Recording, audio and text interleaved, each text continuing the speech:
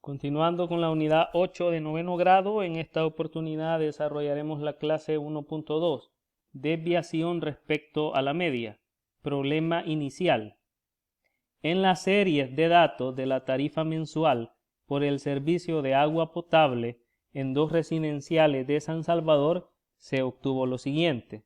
La media aritmética para la residencial 1 es de $13 y para la residencial 2 es de $12.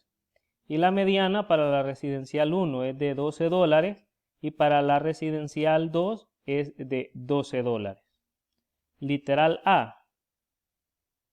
¿Cuál de las medidas media o mediana consideras puede ser más representativa para cada distribución?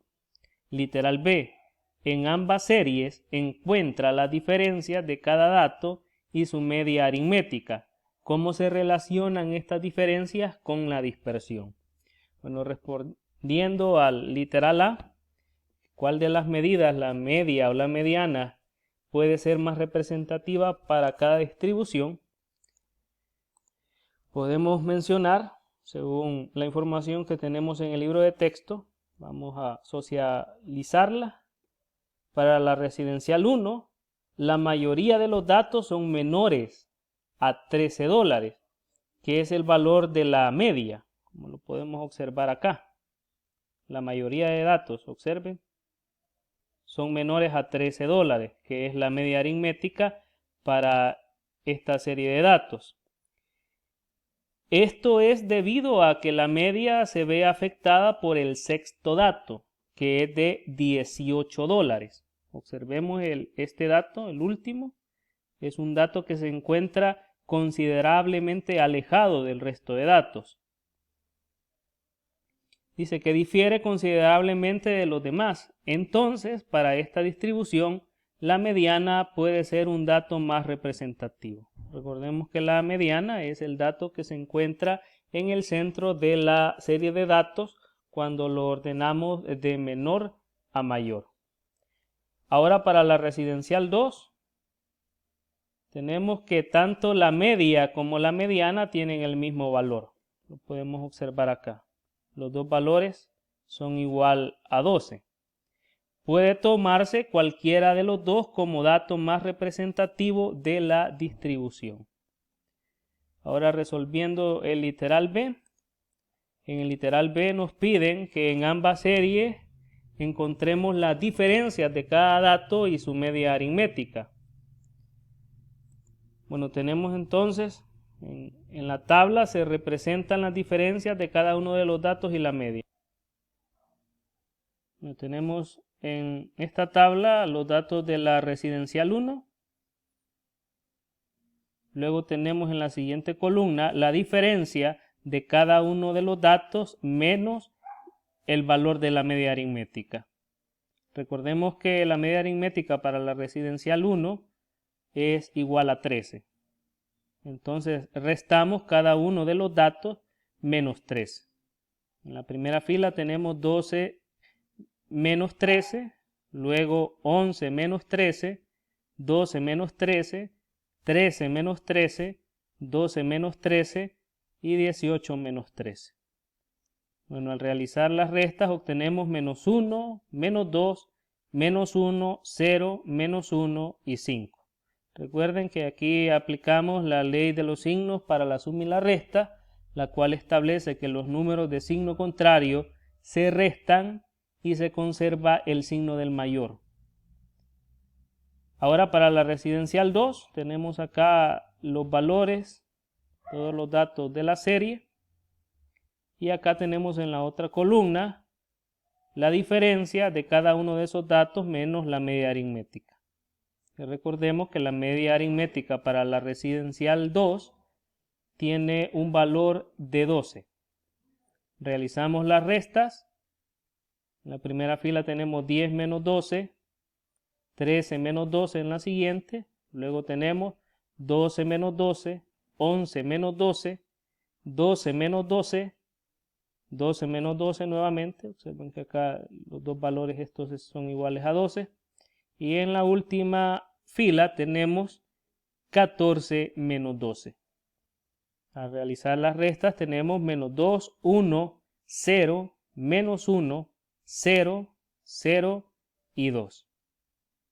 Bueno, hemos calculado las diferencias de cada dato y su media aritmética para cada una de las residenciales. Ahora, respondiendo a la pregunta, ¿cómo se relacionan estas diferencias con la dispersión? Bueno, tenemos que sin tomar en cuenta los signos negativos, las diferencias reflejan la distancia de cada uno de los datos a su media aritmética. Lo anterior puede observarse mejor en los siguientes esquemas. Tenemos acá el esquema para la residencial 1. Observen, la media aritmética es igual a 13 y acá a través de estas barras podemos observar las unidades que cada uno de los datos distan con respecto a la media. Observemos que el primer dato, que es 12, la distancia de este dato con respecto a la media es de 1 unidad.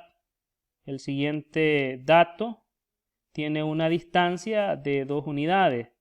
El siguiente tiene una distancia de 1 unidad. Luego el siguiente dato tiene una distancia de 0 porque es precisamente igual a 13. Luego el siguiente dato tiene una distancia de 1 unidad. Y el último dato tiene una distancia de 5 unidades. El valor de 18. Luego en la residencial 2 podemos observar lo mismo. Podemos establecer la distancia que tiene cada uno de los datos con respecto a la media, considerando que la media para la residencial 2 es igual a 12. Observen, el primer valor tiene una distancia de 2 unidades, luego el siguiente una distancia de 1 unidad, aquí hay una distancia de 0 unidades, acá tenemos una distancia de 1 unidad, luego en los siguientes valores hay una distancia de 0 unidades y en el último valor hay una distancia de 2 unidades. En ello se observa que los datos de la residencial 2 se encuentran a menor distancia con respecto a su media aritmética, que es igual a 12, mientras que en los datos de la residencial 1, el último de ellos está relativamente lejos de su media aritmética, que es igual a 13.